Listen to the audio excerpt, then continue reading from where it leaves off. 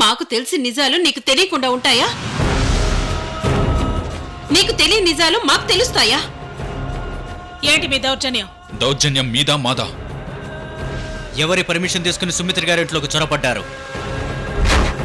ఎవరి పర్మిషన్ తీసుకుని అవంతిని సుమిత్రాంటిని ఇక్కడికి తీసుకొచ్చారు? నేను ముందే చెప్పాను ఇన్స్పెక్టర్, నా ఇంట్లో ఎవరూ లేరని.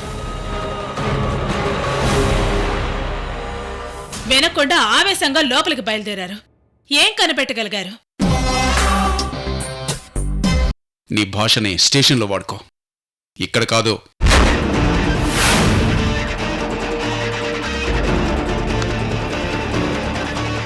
ఏంట్రా ఎక్కువ మాట్లాడుతున్నావు?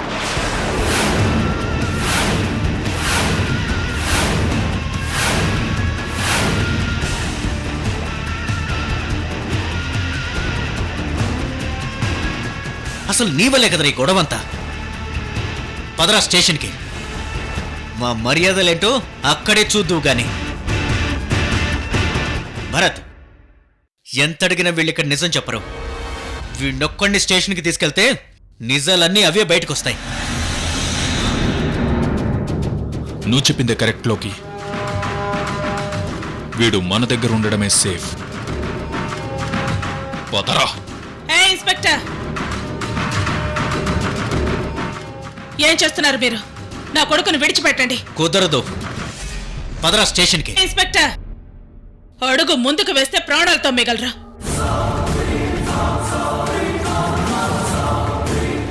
మర్యాదగా నా కొడుకును వదిలేసి వెళ్ళిపోండి. వదిలిపెట్టే ప్రసక్తే లేదు. పోతే ముగ్గురం పోతాం. అంతదాకా వస్తే ఇక్కడెవ్వరూ మిగలరు.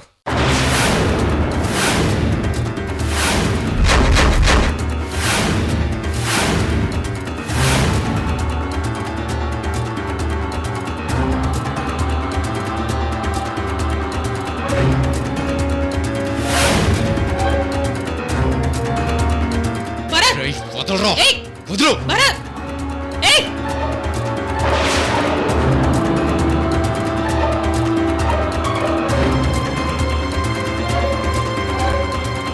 ఆగండి.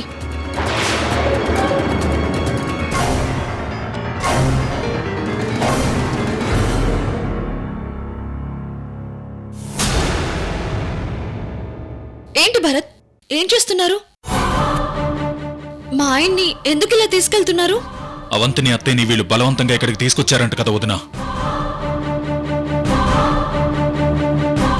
ఏంటి భరత్ మీరు మాట్లాడేది?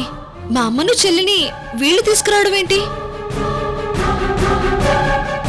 అది కాదు వదినా, అవంతిని అత్తేని వీళ్ళు టార్చర్ పెడుతున్నారని మా కంప్లైంట్ వచ్చింది. మీకేదో ఫేక్ కంప్లైంట్ వచ్చినట్టుంది భరత్. అమ్మని అవంతిని వీళ్ళు కిడ్నాప్ చేసి తీసుకొస్తే చూస్తూ నేనెందుకు కూరుకుంటాను? వెంటనే నేనే వచ్చి ముందు మీకు కంప్లైంట్ ఇస్తాను కదా.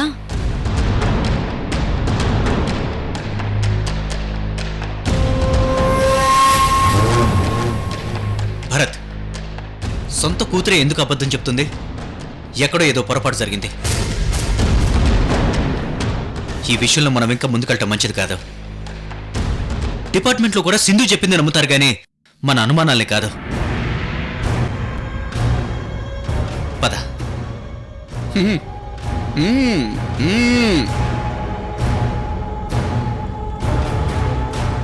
పిచ్చి పోలీసులారా, ఇలాంటిదేదో జరుగుతుందనే వాళ్ళిద్దరినీ ఇక్కడి నుంచి షిఫ్ట్ చేసేసాను. వాళ్ళను కనిపెట్టడం మీ వల్ల కాదు. సింధు, ఇదిగోమ్మా, వెళ్ళమ్మా. బా, నీ పెళ్ళామే పెళ్ళాన్రా. మనిషి అంటే అది. అవునమ్మా. సమయానికి మెరుపులా వచ్చి మనల్ని గండ నుంచి గట్టెక్కించిందిరా. వాళ్ళ దూకుడు చూస్తే నేను స్టేషన్కి లాకెళ్ళిపోతారనే అనుకున్నాను. వాళ్ళ ముఖంలేమ్మా. పద. సింధు,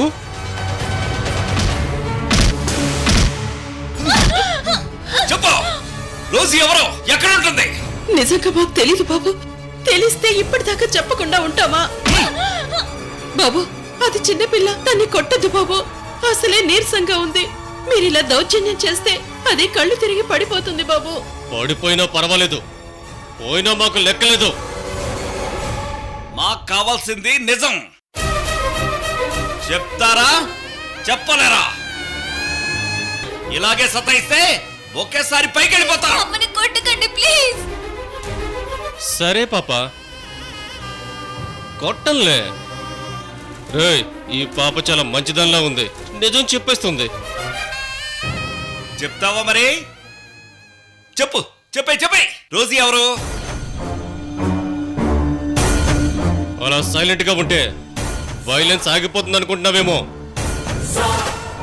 ఇప్పటిదాకా మీరు ఫస్ట్ డిగ్రీ మాత్రమే చూశారు. థర్డ్ డిగ్రీ దాకా వెళ్తే తట్టుకోలేరు, మాడిపోతారు. ఆడవాళ్ళని కూడా చూడం, అడ్డంగా నరికేస్తాం. పోలీస్ ఆఫీసర్ భార్యపై కుటుంబంపై దౌర్జన్యం చేస్తున్నారు. మీరు మా ఆయనకి దొరికితే ఒంట్లో ఎముకలు కూడా మిగలవు. ఏంటే మమ్మల్ని బెదిరిస్తున్నావా? నీ తాటాకు చప్పుళ్లకు బెదిరిపోవడానికి మేమేం ఆకురౌడులం కాదు. మీకు మా ఆయన గురించి సరిగ్గా తెలియక ఇలా ఇష్టం వచ్చినట్టు మాట్లాడుతున్నారు. ఆయనంత సిన్సియర్ స్ట్రిక్ట్ పోలీస్ ఆఫీసర్ ఈ డిస్ట్రిక్ట్ లోనే లేరు. తన భార్యపై చేసిన వాడిని దొరికితే ఊరికే వదులుతారనుకున్నావా? కాళ్ళు చేతులు కాదు, సాల్తీలే గల్లంతవుతాయి. ఏంట్రా ఇది మాట్లాడుతుంటేనే బుల్లెట్స్ దిగుతున్నట్టున్నాయి. నిజంగా దీని మొగుడు ఎంటర్ అయితే బ్లాస్టింగ్ ఏమో. ఊరుకోరా, దొడ్డమ్మంటే మినిస్టర్లు కలెక్టర్లే భయపడతారు. ఆఫ్టర్ ఆల్ ఈ పోలీసులంతా. ఏంట్రా ఊరుకుంటే ఇది రెచ్చిపోతుంది? రెచ్చిపోయి వాళ్ళేం పీకుతారా? వాగి అదే ఊరుకుంటుంది. పద, ఓ దమ్మేద్దాం.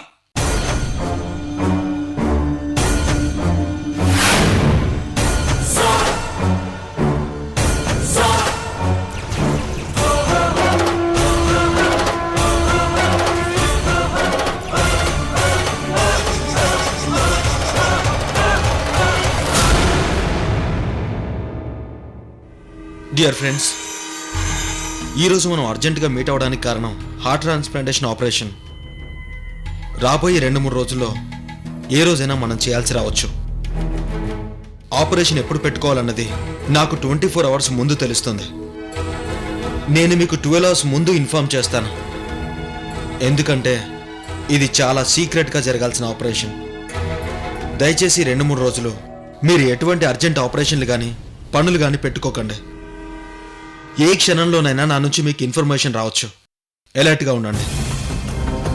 మనం ఆపరేషన్ని ఏ హాస్పిటల్లో పెట్టుకుంటున్నాం సార్? ఏ ఏరియానో చెప్తే అది మా ఇంటికి దగ్గరలో ఉందో లేదో మాకు ఒక ఐడియా ఉంటుంది సార్. సారీ ఫ్రెండ్స్, హాస్పిటల్ ఎక్కడో తెలిస్తే ఎవరైనా అడ్డుపడొచ్చని క్లయింట్ భయపడుతున్నాడు. అంతా టాప్ సీక్రెట్. ఆపరేషన్ చేయాల్సిన రోజున కార్లు మీ ఇంటి దగ్గరికే వస్తాయి, మిమ్మల్ని పికప్ చేసుకుంటాయి. ఆపరేషన్ జరిగే హాస్పిటల్ దగ్గర మిమ్మల్ని డ్రాప్ చేస్తాయి. ఆపరేషన్ పూర్తయ్యాక మిమ్మల్ని సేఫ్గా మళ్ళీ మీ ఇంటి దగ్గర డ్రాప్ చేస్తాయి. అంతవరకు నాది బాధ్యత. మీకంటే ముందే మీ అమౌంట్ మీ ఇంట్లో ఉంటుంది. ఆపరేషన్ చేయడం తప్ప మాకు ఇంకే కష్టం ఉండదన్నమాట. Any doubts? మీరింత గ్యారంటీ ఇచ్చాక మాకు ఇంకేం డౌట్స్ ఉంటాయి సార్?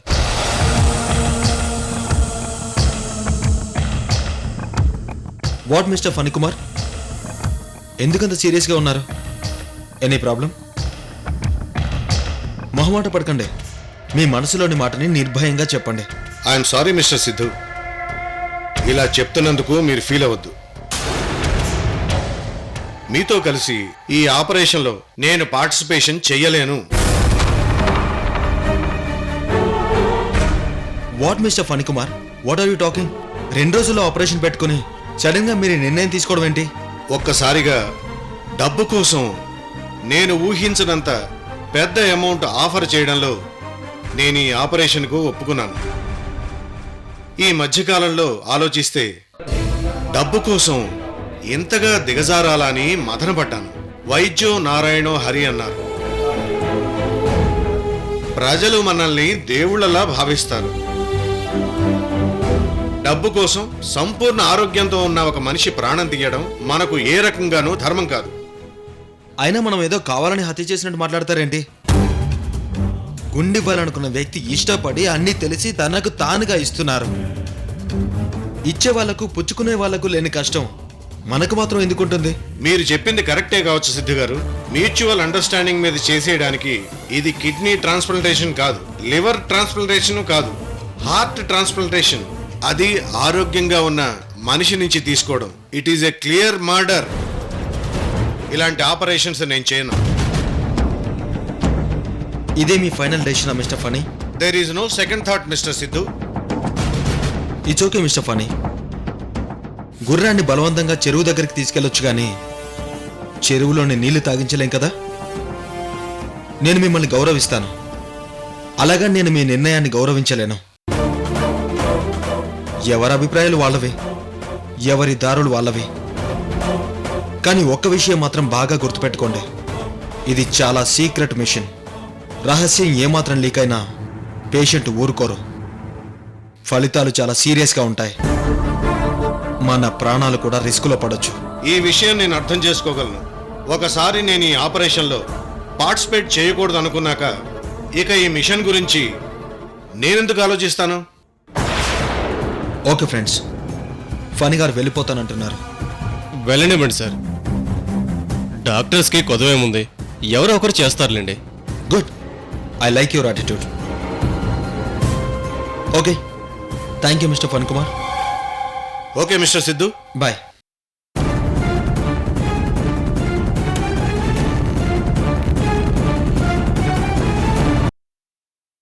నాకేదో భయంగా ఉంది అవంతి.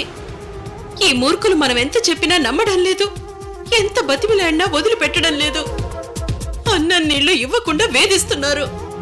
అమ్మా భయపడకమ్మా, ఇప్పటికే మన కోసం సర్చింగ్ స్టార్ట్ అయ్యే ఉంటుంది. మా ఆయన అస్సలు ఊరుకోడు, సిటీ అంతా జల్లెడ పడుతుంటాడు. వీళ్ళు మనల్ని మారుమూల ఏరియాలో దాచడం వల్ల వాళ్ళు కనుక్కోవడం కష్టం అవుతుందేమో, కానీ ఖచ్చితంగా ఆయన వస్తాడు, మనల్ని సేవ్ చేస్తాడు. నువ్వు పొద్దున్నుంచి ఏమీ తినలేదు, పైగా ఈ టెన్షన్. మా ఆయన పోలీసులు వచ్చేదాకా ఎలాగోలాగా ఓర్చుకుందామమ్మా.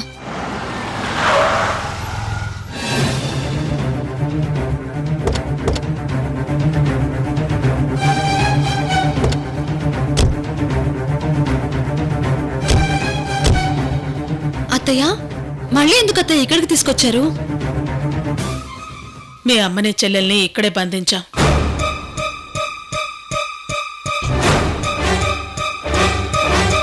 మన ఇంటి మీదకు ఆ భరత్ లోకి ఇలాంటి వాళ్ళు దాడి చేస్తారని నాకు ముందే తెలుసు.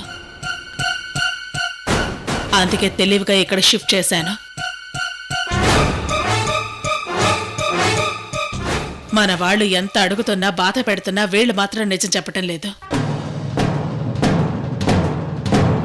ఈరోజు వీళ్ళ విషయం ఏంటో తాడో పేడో తేల్చేయాలి.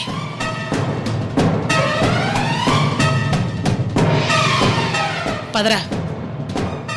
పదా.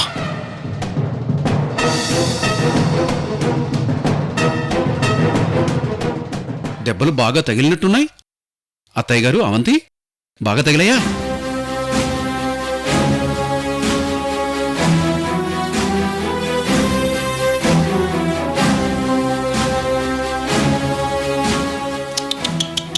దెబ్బలు బాగానే తగిలేరా, కానీ నిజం మాత్రం బయటికి రావటం లేదు.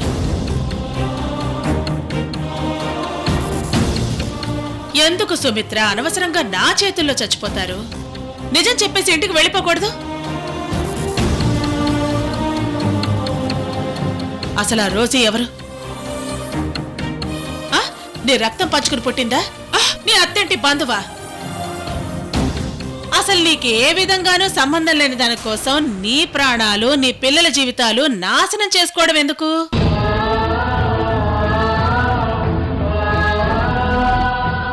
అత్తయ్యా, ఏంటిది? ఇది నా చావు బ్రతుకుల సమస్య. నీ కన్న కూతురు పసుపు కుంకాల సమస్యను తెలిసి కూడా ఈ రహస్యాన్ని ఎలా దాయగలుగుతున్నారు? మీ కూతురు విధవరాలైనా మీకు పర్వాలేదా? తెల్ల చీర కట్టుకుని మీ ఇంట్లో కూర్చున్నా మీకు సంతోషం అన్నమాట. ఎవరో ముక్కు ముఖం తెలియని దానికోసం మీ జీవితాల్ని నాశనం చేసుకుంటారా? చూడండి, ఇద్దరు బాగా నీరసంగా ఉన్నారు.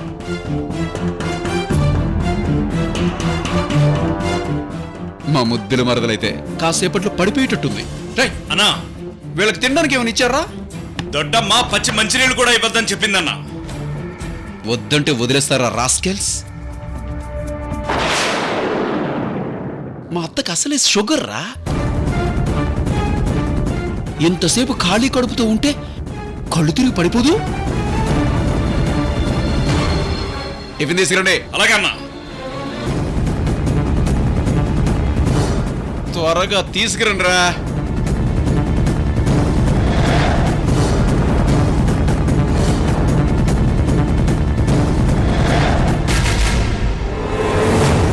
నా ముద్దుల మరదలు. వద్దా? కోపం చిల్లిపి.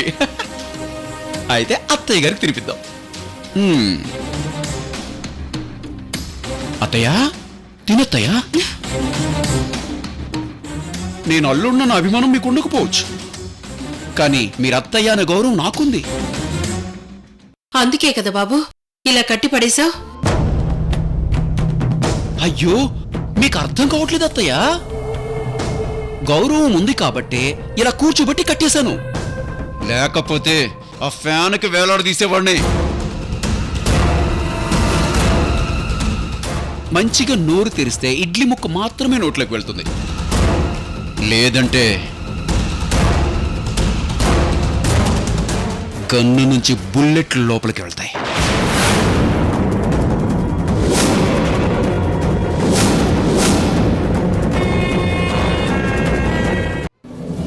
అర్థమైంది కదా?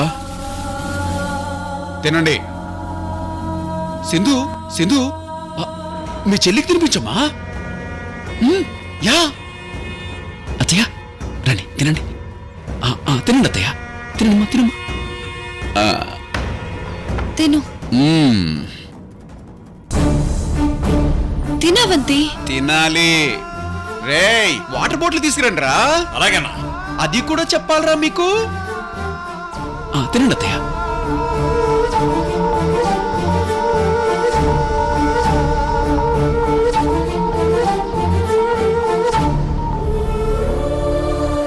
తినత్తయ్య. నీకు తినిపించాలా మరదలా? అత్తయ్య చెప్పండి, రోజు ఎవరు? ఏంటమ్మా మీ మొండితనం? మా ఆయన మా అత్తయ్య ఇంతలా బతిమాలుతున్నారు. ఆ రోజు ఎవరో చెప్పేయచ్చు కదా. మీరొక్క నిజం చెప్పేయండి, మిగిలిందంతా మా అత్తయ్య చూసుకుంటారు. మీ మీద ఈగ వాలకుండా చూసుకునే బాధ్యత నాది.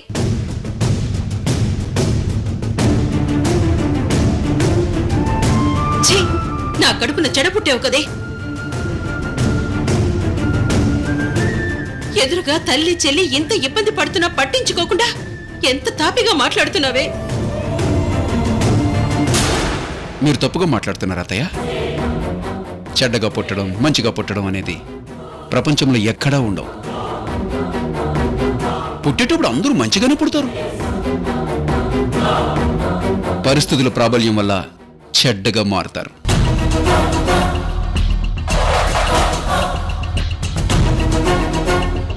మీ కూతుర్ని చూశాను, బుద్ధి తెచ్చుకోండి. మాతో చేతులు కలపండి, అందరూ సంతోషంగా ఉందాం. ఇప్పుడు చెప్పండి అత్తయ్య, రోజు ఎవరు? అనవసరంగా ప్రయాసపడకు శైలేంద్ర. అడిగి అడిగి మీ టైం వేస్ట్ తప్ప ఫలితం ఏమీ ఉండదు. మీరు మా ప్రాణాలు తీసినా సరే మా దగ్గర వేరే సమాధానం లేదు.